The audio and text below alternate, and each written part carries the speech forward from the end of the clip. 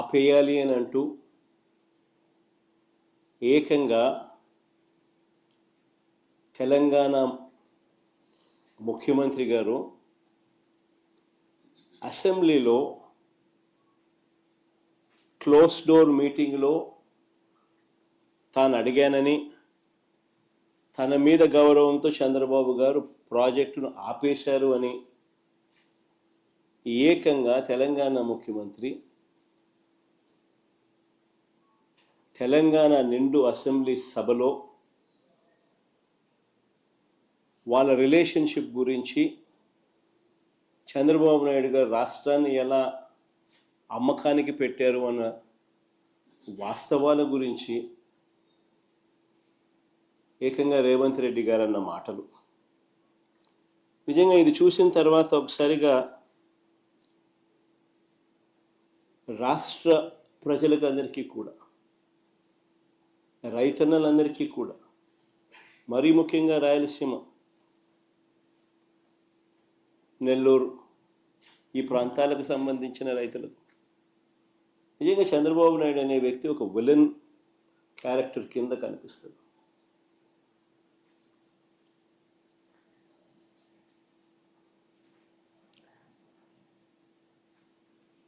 ఆ కుర్చీలో చంద్రబాబు నాయుడు గారు ముఖ్యమంత్రిగా కొనసాగుతూ తన సొంత రాష్ట్రాన్ని ఏ రకంగా తాకట్టు పెట్టాడు,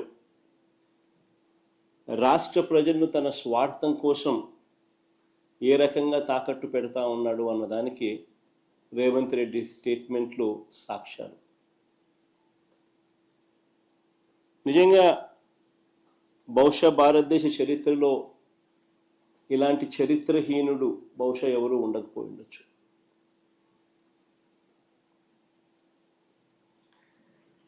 చంద్రబాబు నాయుడు గారు, ఆయన ఇరిగేషన్ మంత్రి ఇద్దరూ కూడా తెలంగాణ ముఖ్యమంత్రి అన్న మాటలను ఖండిస్తారు అని చెప్పి అందరం కూడా ఆశించాం.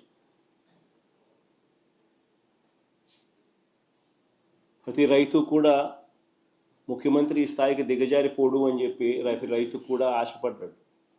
కానీ ఆశ్చర్యం ఏమిటి అంటే, చంద్రబాబు నాయుడు గారు తన ఇరిగేషన్ మంత్రితో తాను మాట్లాడించిన మాటలు, చంద్రబాబు నాయుడు గారు మాట్లాడుతూ ఉన్న మాటలు చూస్తే, రాయలసీమ లిఫ్ట్ ఇరిగేషన్ స్కీమ్ అవసరం లేదు అంటూ వీళ్ళు మాట్లాడుతూ ఉన్న మాటలు చూస్తే, రేవంత్ రెడ్డితో చంద్రబాబు నాయుడు గారికి ఉన్న రహస్య ఒప్పందానికి అధికార ముద్ర వేసినట్టే. కరెక్ట్గా రేవంత్ రెడ్డి కూడా ఇదే మాటలే మాట్లాడాడు. చంద్రబాబు నాయుడు కూడా, ఆయన మంత్రి కూడా రాయలసీమ లిఫ్ట్ అవసరం లేదు అని అంటూ చంద్రబాబు నాయుడు బరి తెగించి మాట్లాడడం కూడా వాళ్ళిద్దరి మధ్య జరిగిన ఒప్పందానికి ఆమోద ముద్ర వేసినట్టే, అధికార ముద్ర వేసినట్టే. స్వలాభం కోసం ప్రజలకు ఎంతటి ద్రోహమైనా కూడా, ఎంతటి మోసమైనా చేయడానికి చంద్రబాబు నాయుడు అనే వ్యక్తి వెనకాడడు. తన స్వార్థం కోసం పిల్లనిచ్చిన మామను, ఎన్టీ రామారావునైనా వెన్నుపోటు పొడుస్తాడు. తన స్వార్థం కోసం చంద్రబాబు నాయుడు జన్మనిచ్చిన సీమను కూడా ఏమాత్రం హెసిటేట్ చేయకుండా వెన్నుపోటు పొడుస్తాడు.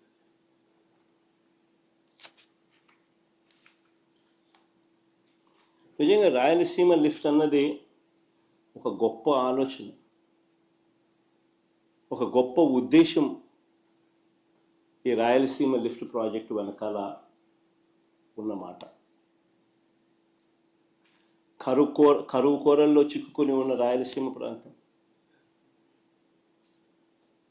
వ్యవసాయం ప్రశ్నార్థకరం అయిన పరిస్థితులు, తాగడానికి మంచినీళ్ళు కూడా ఒక్కొక్కసారి దొరకని పరిస్థితి.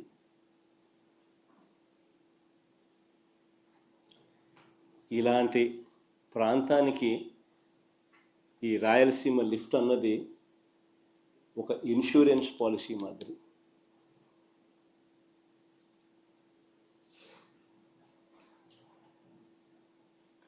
రాయలసీమకు, నెల్లూరుకు, చెన్నైకి ఇది సంజీవిని వంటిది.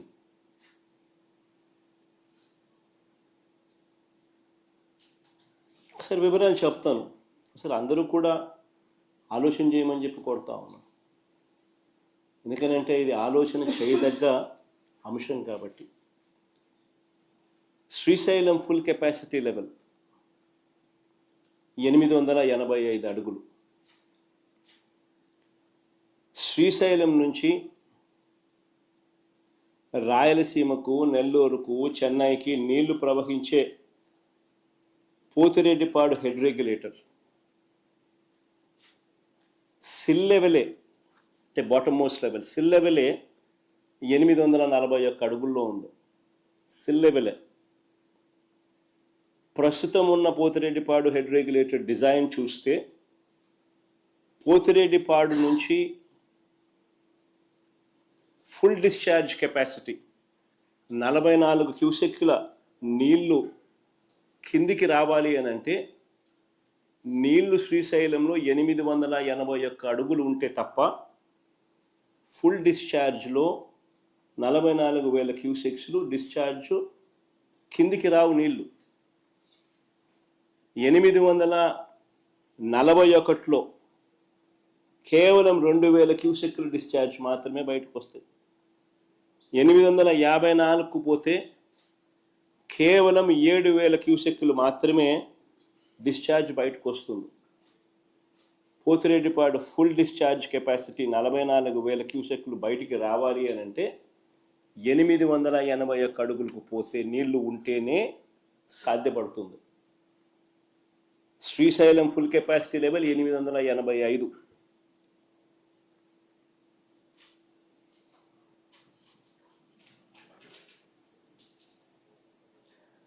పోతిరెడ్డిపాడు నుంచి దాదాపుగా 101 టీఎంసీలు కేటాయింపులు ఉన్నాయి మనకు. పోతిరెడ్డిపాడు దిగువన పోతిరెడ్డిపాడు నుంచి 101 టీఎంసీల కేటాయింపులు ఉన్నా సరే గడచిన 20 సంవత్సరాలలో కేవలం 3-4 సార్లు మాత్రమే కేటాయించిన మేరకు నీళ్లు కిందికి వచ్చాయి. ఇది వాస్తవం. అందరూ ఆలోచన చేయాల్సిన వాస్తవం ఇది. 20 సంవత్సరాలలో కేవలం 3-4 సార్లు మాత్రమే కేటాయించిన నీళ్లు కిందికి రావడం జరిగింది కేటాయింపుల మేరకు. ఇలాంటి దుర్భరమైన పరిస్థితిలో ఇప్పటికే ఒక వైపున ఉండగా మరోవైపున 2015లోనే, అంటే ఇక్కడ చంద్రబాబు నాయుడు గారు రాష్ట్రం విడిపోయింది, ఇక్కడ చంద్రబాబు నాయుడు గారు ముఖ్యమంత్రిగా ఉన్నారు, అక్కడ తెలంగాణ ప్రభుత్వం అటువైపున 2015లో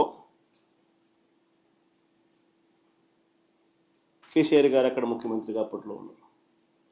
కల్వకుర్తి లిఫ్ట్ కెపాసిటీని 25 టీఎంసీల నుంచి 40 నుంచి 50 టీఎంసీలకు పెంచాడు. పెంచడానికి శ్రీశైలంలో 802 అడుగుల నుంచే నీళ్లు డ్రా చేయడానికి పనులు చేపట్టారు.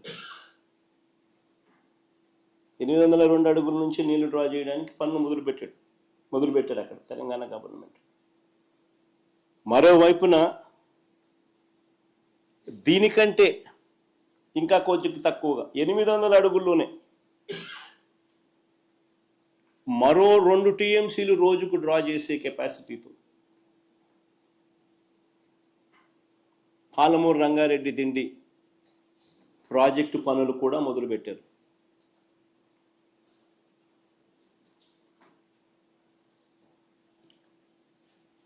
ఇంకోవైపున 825 అడుగులకి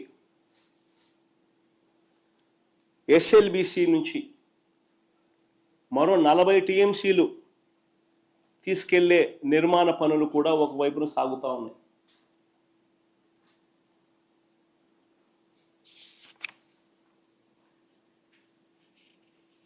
మరోవైపు శ్రీశైలంలోకి నీళ్లు రాకమునిపే జూరాల నుంచే నెట్టెంపాడు, కోయిల్ సాగర్, భీమా లిఫ్ట్ల ద్వారా మరో 1 టీఎంసీ నీరు అటు నుంచి అటే తెలంగాణ తరలిస్తూ ఉన్న పరిస్థితి.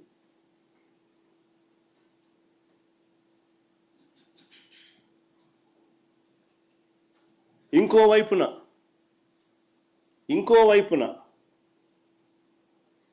777 నుంచే 777 అడుగుల నుంచే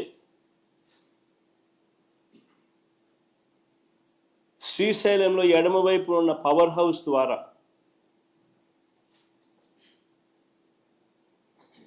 మరో 4 టీఎంసీల నీళ్లు రోజుకు ఇష్టం వచ్చినట్టుగా ఎడాపెడా పవర్ హౌస్ ఆపరేషన్స్తో తరలిస్తా నీళ్లు శ్రీశైలం నుంచి ఖాళీ చేస్తూ ఉన్న పరిస్థితి. అంటే ఒకసారి గమనించి మనం అడుగుతా ఉన్నా, ఇప్పటికే పరిస్థితి ఎలా ఉంది అని అంటే 20 ఏళ్లలో పోతిరెడ్డిపాడు కింద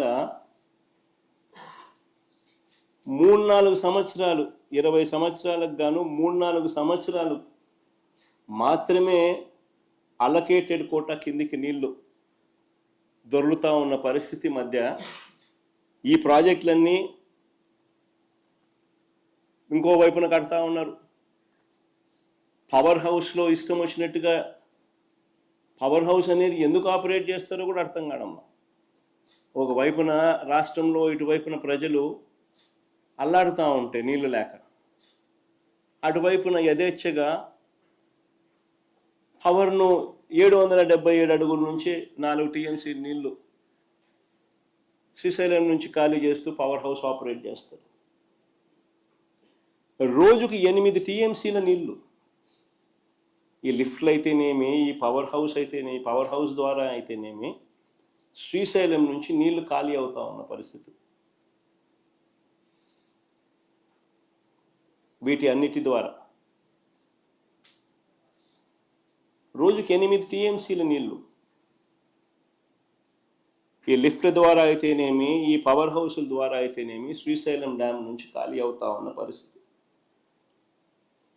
మన రాష్ట్ర పరిస్థితి చూస్తే అటువైపున ఈ పరిస్థితి ఉంది, మరోవైపున మన రాష్ట్ర పరిస్థితి చూస్తే శ్రీశైలం డ్యామ్ ఆపరేషన్స్తో కిందకు తెలంగాణ వదిలేస్తా ఉన్న నీటిని మనం అడ్డుకోలేని పరిస్థితి.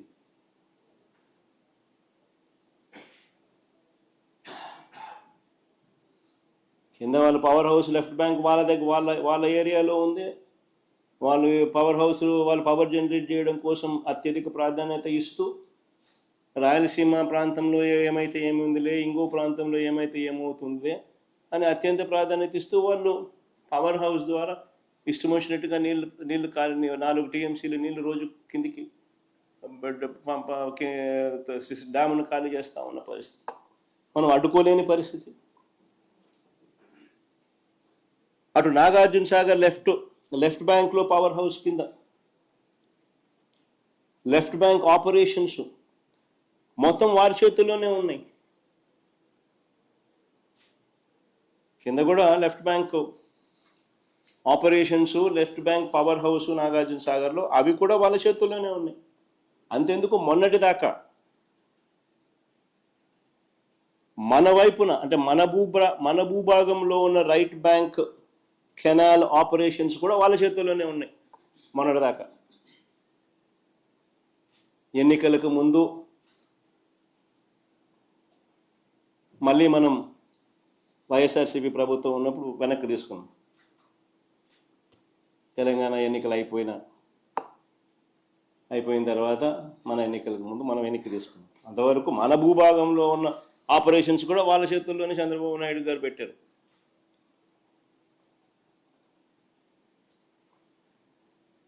నాగార్జున సాగర్ కిందున్న పులిచింతల ప్రాజెక్టు, దాంట్లో లెఫ్ట్ బ్యాంక్ పవర్ హౌస్, అది కూడా వాళ్ళ చేతుల్లోనే ఉంది.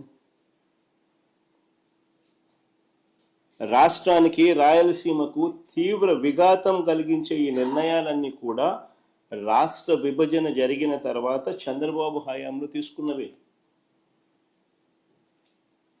ఇవన్నీ కూడా నిర్ణయాలు.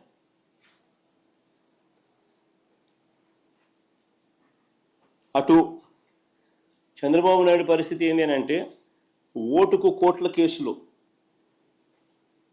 ఆడియో వీడియోలతో అడ్డంగా దొరికిపోయిన చంద్రబాబు నాయుడు గారు నోరు మెదపలేని పరిస్థితి, నోరు మెదపని పరిస్థితి. కానీ అప్పట్లోనే మన రాష్ట్ర హక్కుల కోసం ప్రతిపక్ష నేతగా నేను అప్పట్లోనే కర్నూలులో జలదీక్ష కూడా చేశాను. చంద్రబాబు గారి మౌనం వల్ల శ్రీశైలం ఎగువ భాగంలో తెలంగాణ చేపట్టిన లిఫ్ట్ ప్రాజెక్టులు 2019 వైఎస్ఆర్సీపీ ప్రభుత్వం వచ్చే నాటికే చకచకా పనులు జరుగుతూ ఉన్న పరిస్థితి.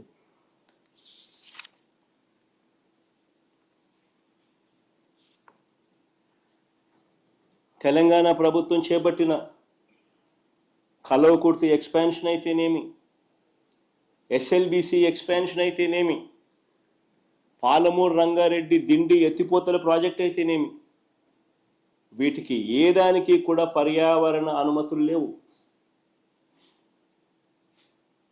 వీటి ఏదానికి కూడా పర్యావరణ అనుమతులు లేవు.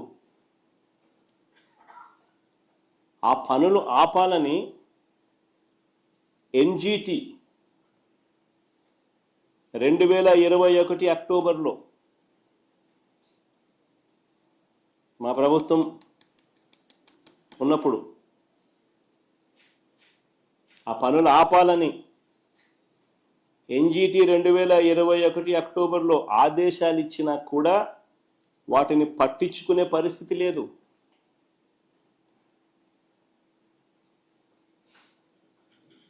రెండు 2022లో ఎన్జిటి తెలంగాణకు 920 కోట్ల రూపాయల జరిమానా విధించింది.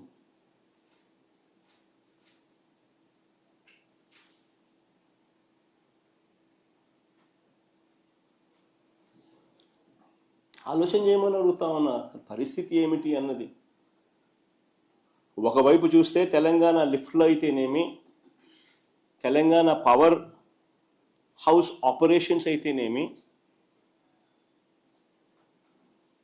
ఏకంగా శ్రీశైలంలో 777 అడుగుల నుంచి 825 అడుగులకే ఏకంగా రోజుకు 8 టీఎంసీలు నీళ్లు శ్రీశైలం నుంచి వెళ్ళిపోతా ఉన్న పరిస్థితులు. రోజుకి 8 టీఎంసీలు.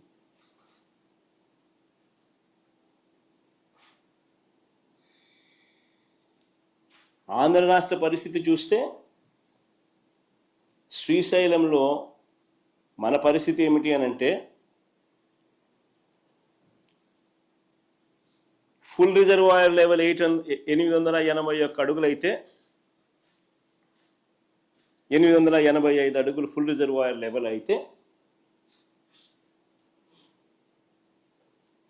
ఆంధ్ర రాష్ట్ర పరిస్థితి ఏంటనంటే 834 అడుగుల్లో మల్యాల దగ్గర ఒక చిన్న లిఫ్ట్ 0.33 టీఎంసీ, 0.3 టీఎంసీ. ఇంకొక చిన్న లిఫ్ట్ 795 అడుగుల్లో ముచ్చుమర్రి దగ్గర ఇంకొక 0.33 టీఎంసీ. అంతే మన కెపాసిటీ.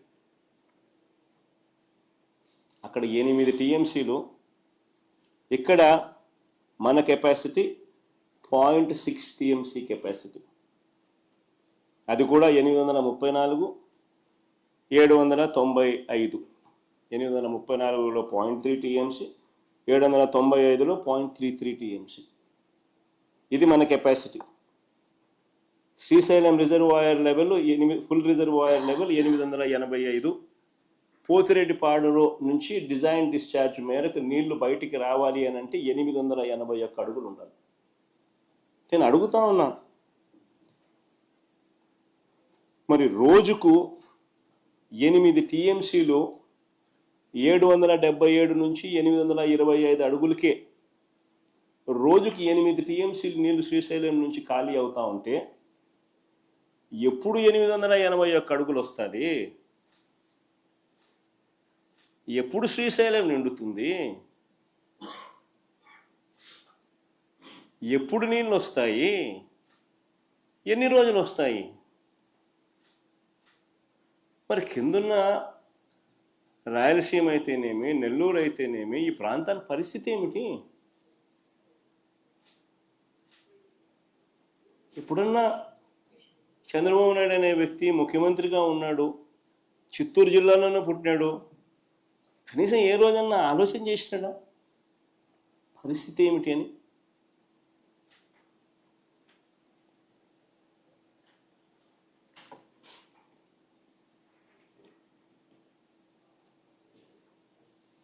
ఇలాంటి విపత్కర పరిస్థితుల మధ్య మా ప్రభుత్వం అధికారంలోకి వచ్చిన తర్వాత 2019లో ఈ పరిస్థితిని చక్కబెట్టడం కోసం అడుగులు పడ్డాయి. అందులో భాగమే రాయలసీమ లిఫ్ట్ ఇరిగేషన్ ప్రాజెక్టు పెట్టాం. 800 అడుగుల్లోనే మనం కూడా 3 టీఎంసీలు నీటిని తీసుకొని వెళ్ళే వెసులుబాటు క్రియేట్ చేసాం.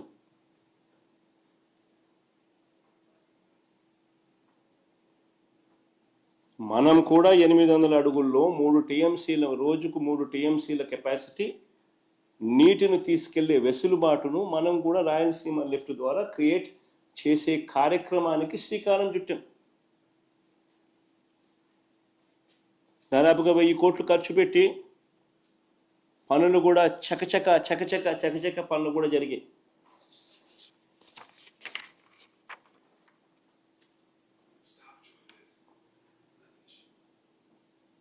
చంద్రబాబు నాయుడు గారు అనే వ్యక్తి మా ప్రభుత్వానికి పేరు వస్తుందని, ఈ ప్రాజెక్ట్ ఎక్కడ పూర్తవుతే ఎక్కడ జగన్కు మంచి పేరు వస్తుందేమో అని చంద్రబాబు నాయుడు గారు తన టీడీపీ కార్యకర్తల చేత దీన్ని అడ్డుకునే కార్యక్రమంలో భాగంగా కేసులు కూడా వేయించిన వ్యక్తి చంద్రబాబు నాయుడు.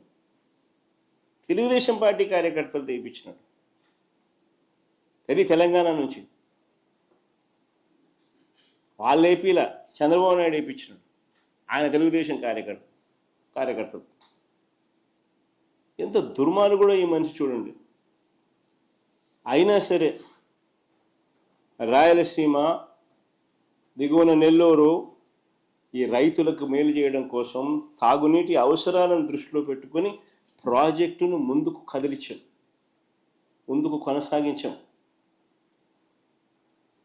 ప్రభుత్వం మారిన తర్వాత దురదృష్టవశాత్తు నిజంగా ఈ ప్రాంతపు రైతన్నల దురదృష్టం ఏమిటి అంటే మా ప్రభుత్వం రాకపోవడం. మళ్ళీ ప్రభుత్వం మారిన తర్వాత ఈ ప్రాజెక్టుకు మళ్ళీ చంద్రగ్రహణం పట్టింది. రహస్య ఒప్పందం చేసుకుని రాష్ట్రానికి, రాయలసీమకు తీరని అన్యాయం చేశాడు చంద్రబాబు నాయుడు. కేవలం జగన్కి ఎక్కడ క్రెడిట్ వస్తుందో అని చెప్పి.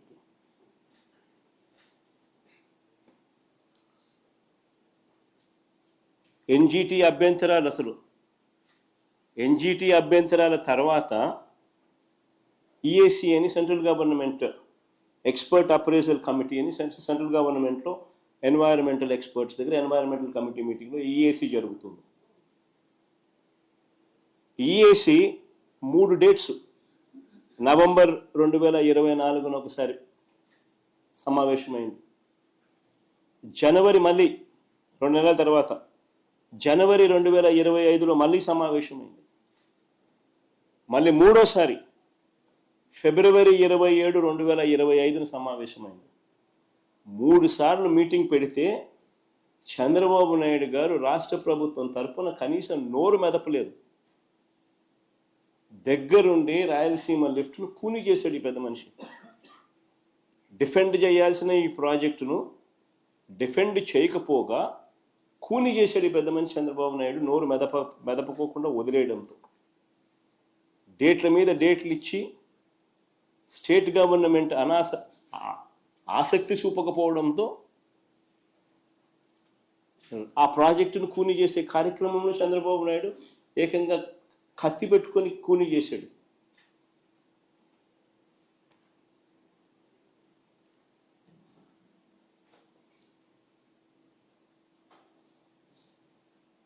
చంద్రబాబు నాయుడు గారు అసలు ఈ ప్రాజెక్టే వేస్ట్ అన్నట్టుగా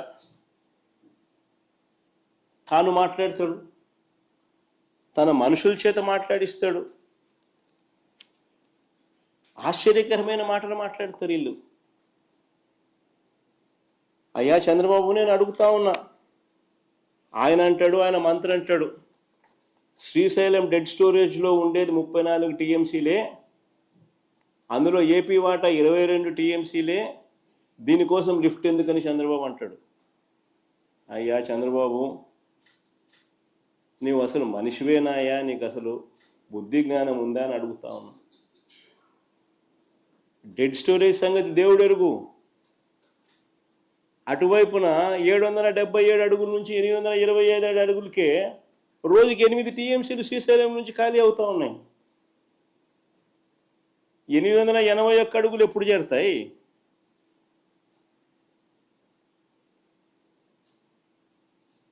ఆ తర్వాత పోతిరెడ్డిపాడు నుంచి నీళ్ళు ఎప్పుడు కిందికి వస్తాయి? ఈ ప్రాజెక్టు ఉండడం వల్ల నీకు 800 అడుగుల్లోనే నువ్వు కూడా 3 టీఎంసీలు డ్రా చేసుకునే కెపాసిటీ, ఒక ఇన్సూరెన్స్ నీకు ఉంటుంది. ఈ మాత్రం కూడా జ్ఞానం లేదు పెద్ద మనిషికి. ఇంకా చంద్రబాబు నాయుడు గారు ఇంకా ప్రాజెక్టును ఇంకా కన్ఫ్యూజన్ క్రియేట్ చేయాలనే ఉద్దేశంతో ఈ పెద్ద మనిషి చంద్రబాబు నాయుడు గారు రాష్ట్ర ప్రయోజనాలను, కరువు పీడిత రాయలసీమ నెల్లూరు ప్రయోజనాలను చులకన చేసి కూడా మాట్లాడుతూ ఉన్నారు. ఆ లిఫ్ట్లో ఆ స్టెబిలైజింగ్ రిజర్వాయర్లు అంటాడు స్వామి. రిజర్వాయర్లు కాదు స్వామి కట్టిందాడా, స్టెబిలైజింగ్ రిజర్వాయర్లు. అవి కట్టకపోతే కుప్పంకు, చిత్తూరు జిల్లాకు తాగునీళ్ళు కూడా పోవు.